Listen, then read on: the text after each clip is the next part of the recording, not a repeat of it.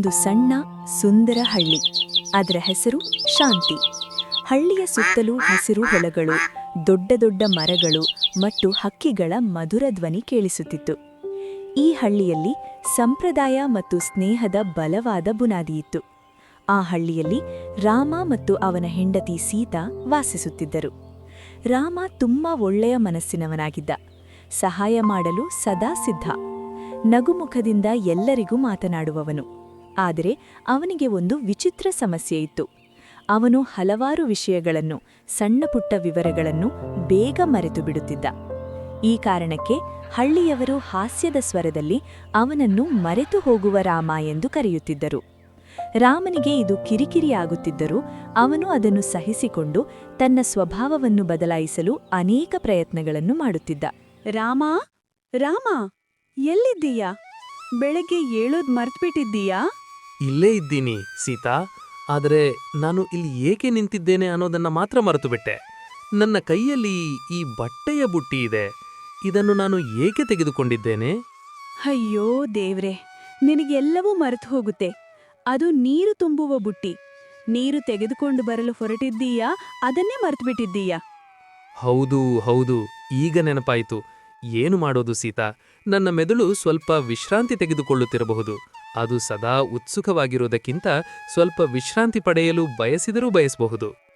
ವಿಶ್ರಾಂತಿ ಪಡೆಯುವುದಕ್ಕಿಂತ ನೀನು ನಿನ್ನ ಕೆಲಸಗಳನ್ನು ಗಮನದಲ್ಲಿಡುವುದು ಮರೆತುಬಿಡ್ತೀಯ. ಇದು ದಿನದಿಂದ ದಿನಕ್ಕೆ ಹೆಚ್ಚುತ್ತಿದೆ. ಸರಿ ರಾಮ, ಈಗ ನೀರು ತೆಗೆದುಕೊಂಡು ಬಾ. ಮತ್ತೆ ನೀರು ತೆಗೆದುಕೊಂಡು ಬಂದ ಮೇಲೆ ಮಾರುಕಟ್ಟೆಗೆ ಹೋಗಿ ಅಕ್ಕಿ, ಉಪ್ಪು ಮತ್ತು ಎಣ್ಣೆ ತೆಗೆದುಕೊಂಡು ಬಾ. ಇವೆಲ್ಲವೂ ಬೇಕಾಗಿವೆ. ಸರಿ ಸೀತಾ, ನನಗೆ ಎಲ್ಲ ನೆನಪಿದೆ. ಅಕ್ಕಿ, ಉಪ್ಪು, ಎಣ್ಣೆ ನಾನು ಮರೆಯುವುದಿಲ್ಲ. ಹಾಗಾದ್ರೆ ನೀನು ನಿನಗೆ ನೆನಪಿರುವುದನ್ನು ಹೇಳು ನೋಡೋಣ.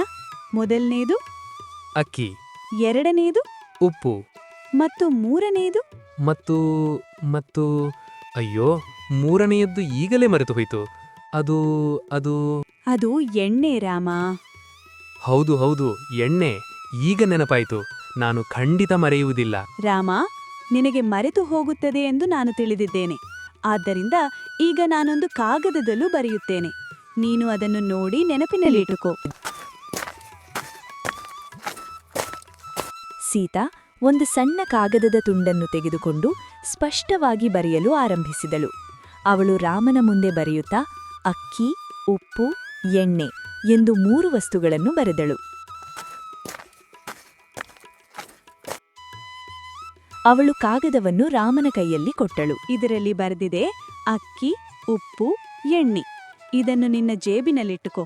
ಮಾರುಕಟ್ಟೆಗೆ ಹೋಗಿ ನೀನು ಏನು ತೆಗೆದುಕೊಂಡು ಬರಬೇಕು ಎಂದು ಮರೆತರೆ ಈ ಕಾಗದವನ್ನು ನೋಡಿ.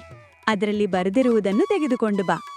ಸರಿ ಸೀತಾ, ಈಗ ನಾನು ಖಂಡಿತ ಮರೆಯುವುದಿಲ್ಲ. ಈ ಕಾಗದ ನನ್ನ ಜೇಬಿನಲ್ಲಿರುತ್ತದೆ. ನಾನು ಅದನ್ನು ನೋಡಿ ನೆನಪಿಡುತ್ತೇನೆ.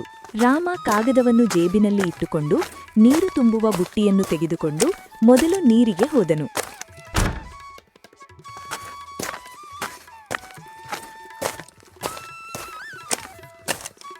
ನೀರು ತುಂಬಿಸಿ ಬಂದ ಮೇಲೆ ಅವನು ಮಾರುಕಟ್ಟೆಗೆ ಹೋಗಲು ಆರಂಭಿಸಿದನು.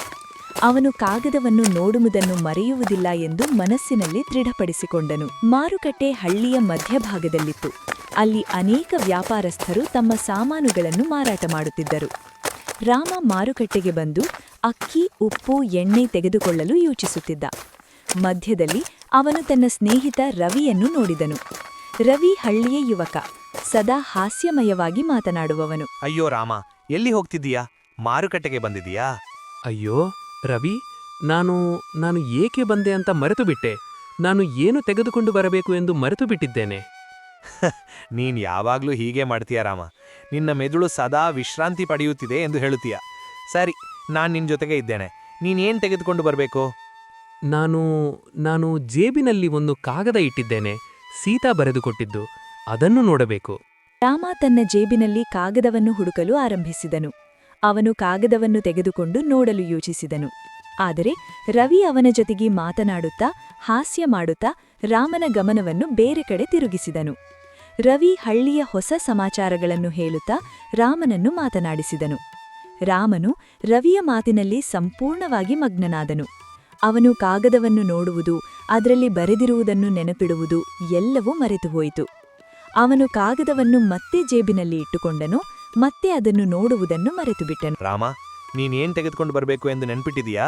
ಆ, ಅಕ್ಕಿ ಮತ್ತು ಮತ್ತು ಏನೂ ಇದೆ, ನಾನು ಮರೆತು ಬಿಟ್ಟಿದ್ದೇನೆ. ಆದರೆ ರವಿ, ನೋಡಿ, ಈ ಹಣ್ಣುಗಳು ತುಂಬಾ ಸುಂದರವಾಗಿ ಇವೆ. ಸೀತಾ ಇವನ್ನು ಬಹಳ ಇಷ್ಟಪಡುತ್ತಾಳೆ. ಸರಿ ರಾಮ, ಹಣ್ಣುಗಳನ್ನು ತೆಗೆದುಕೊಂಡು ಬಾ. ನೀನ್ ಬೇಕಾದ ವಸ್ತುಗಳನ್ನ ಮರೆತು ಬಿಟ್ಟಿದೀಯಾ, ಆದ್ರೆ ಸೀತಾ ಇಷ್ಟಪಡುವ ಹಣ್ಣುಗಳನ್ನು ತೆಗೆದುಕೊಂಡು ಬರೋದು ಒಳ್ಳೆಯದು.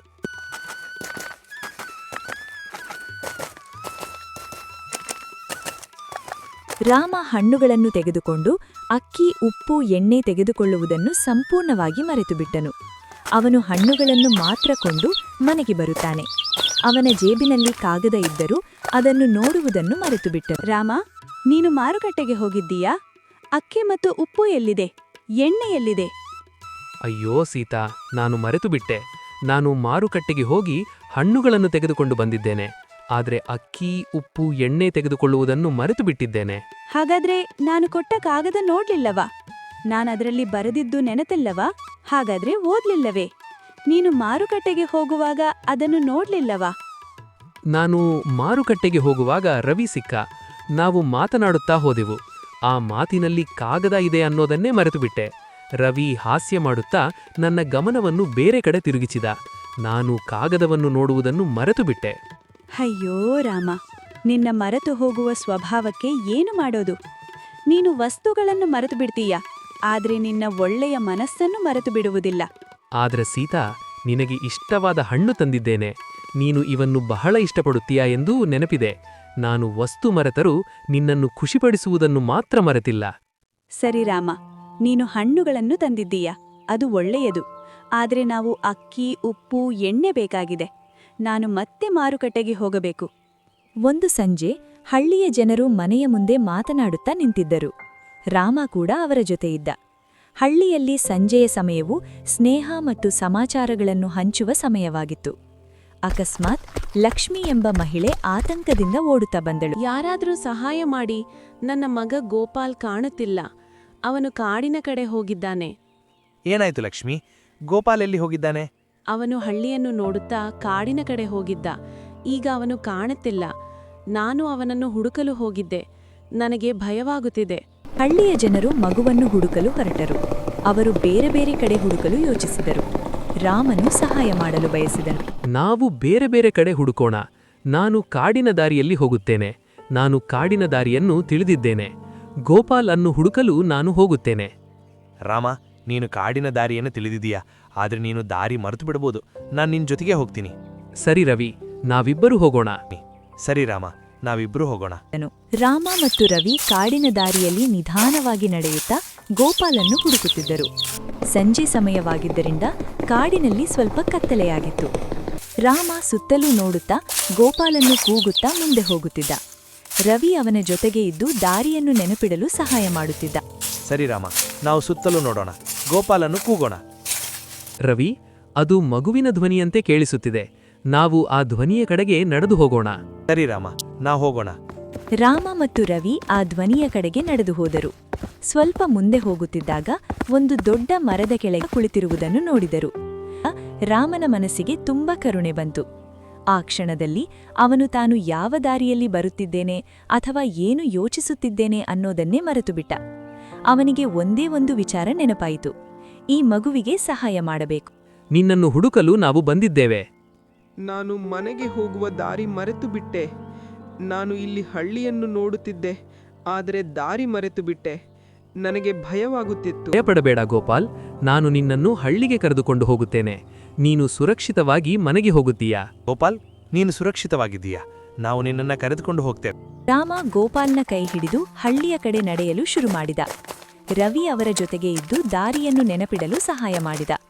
ರಾಮನು ಗೋಪಾಲನ್ನು ಸಂತೋಷಪಡಿಸಲು ಅವನೊಡನೆ ಮಾತನಾಡುತ್ತಾ ಅವನ ಭಯವನ್ನು ಕಡಿಮೆ ಮಾಡಲು ಪ್ರಯತ್ನಿಸಿದ. ರಾಮ ಗೋಪಾಲನ್ನು ಹಳ್ಳಿಗೆ ಕರೆದುಕೊಂಡು ಬಂದ. ಲಕ್ಷ್ಮಿ ಮತ್ತು ಹಳ್ಳಿಯ ಜನರು ಅವರಿಗೆ ಕಾಯುತ್ತಿದ್ದರು. ರಾಮ, ನೀನು ನನ್ನ ಮಗನನ್ನು ಕಾಪಾಡಿದ್ದೀಯಾ? ನೀನು ಅವನನ್ನು ಕಾಡಿನಿಂದ ಕರೆದುಕೊಂಡು ಬಂದಿದ್ದೀಯಾ? ನಾನು ನಿನಗೆ ತುಂಬಾ ಕೃತಜ್ಞತೆ ಹೊಂದಿದ್ದೇನೆ. ರಾಮ, ನೀನು ಗೋಪಾಲನ್ನು ಹುಡುಕಲು ಹೋಗಿದ್ದೀಯಾ? ಅವನನ್ನ ಕರೆದುಕೊಂಡು ಬಂದಿದ್ದೀಯಾ? ನೀನು ಒಳ್ಳೆಯ ಕೆಲಸ ಮಾಡಿದ್ದೀಯಾ. ಹಳ್ಳಿಯ ಜನರೆಲ್ಲರೂ ಸಂತೋಷಪಟ್ಟರು. ರಾಮನು ಗೋಪಾಲನ್ನು ಉಳಿಸಿದ್ದಾನೆ ಎಂದು ಅವರು ಅರಿತರು. ರವಿ ರಾಮನ ಕೆಲಸವನ್ನು ಪ್ರಶಂಸಿಸಿದ. ನಾವು ರಾಮನನ್ನ ತಪ್ಪಾಗಿ ಅರ್ಥ ಮಾಡಿಕೊಂಡಿದ್ದೇವೆ. ನಾವು ಅವನನ್ನ ಮರೆತು ಹೋಗುವ ರಾಮ ಎಂದು ಕರೆಯುತ್ತಿದ್ದೇವೆ. ಆದರೆ ಅವನು ಒಳ್ಳೆಯ ಮನಸ್ಸಿನವನು, ಸಹಾಯ ಮಾಡಲು ಸದಾ ಸಿದ್ಧವಾಗಿರುವವನು. ಅವನು ವಿಷಯಗಳನ್ನ ಮರೆತರೂ ಅವನ ಒಳ್ಳೆಯ ಹೃದಯ ತುಂಬ ದೊಡ್ಡದು. ರಾಮ, ನೀನು ನನ್ನ ಮಗನನ್ನು ಕಾಪಾಡಿದ್ದೀಯಾ. ನಾನು ನಿನಗೆ ತುಂಬ ಕೃತಜ್ಞತೆ ಹೊಂದಿದ್ದೇನೆ. ನೀನು ಒಳ್ಳೆಯವನು. ಆ ದಿನದಿಂದ ಹಳ್ಳಿಯವರು ರಾಮನನ್ನು ಹಾಸ್ಯ ಮಾಡುವುದನ್ನು ನಿಲ್ಲಿಸಿದರು. ಅವರು ಅವನನ್ನು ಗೌರವದಿಂದ ನೋಡಲು ಆರಂಭಿಸಿದರು. ರಾಮ ಕೆಲವೊಮ್ಮೆ ವಿಷಯಗಳನ್ನು ಮರೆತರೂ ಅವನ ಒಳ್ಳೆಯ ಹೃದಯ ತುಂಬಾ ದೊಡ್ಡದು ಎಂದು ಅವರು ಅರಿತರು. ರಾಮನು ಹಳ್ಳಿಯಲ್ಲಿ ಗೌರವಾನ್ವಿತ ವ್ಯಕ್ತಿಯಾಗಿ ಮಾರ್ಪಟ್ಟನು. ಅವನು ಸಹಾಯ ಮಾಡಲು ಸದಾ ಸಿದ್ಧವಾಗಿರುವುದು, ಅವನ ಒಳ್ಳೆಯ ಮನಸ್ಸು ಹಳ್ಳಿಯ ಜನರಿಗೆ ಪ್ರೇರಣೆಯಾಗಿತ್ತು. ಸೀತಾ, ನಾನು ಗೋಪಾಲನ್ನು ಉಳಿಸಿದ್ದೇನೆ. ನಾನು ವಿಷಯಗಳನ್ನು ಮರೆತು ಬಿಡುತ್ತೇನೆ. ಆದರೆ ನಾನು ಸಹಾಯ ಮಾಡಲು ಬಯಸುತ್ತೇನೆ. ನಾನು ಒಳ್ಳೆಯವನಾಗಿರಲು ಬಯಸುತ್ತೇನೆ. ರಾಮ, ನೀನು ಒಳ್ಳೆಯವನಾಗಿದ್ದೀಯ. ನೀನು ವಿಷಯಗಳನ್ನು ಮರೆತು ಬಿಡ್ತೀಯ.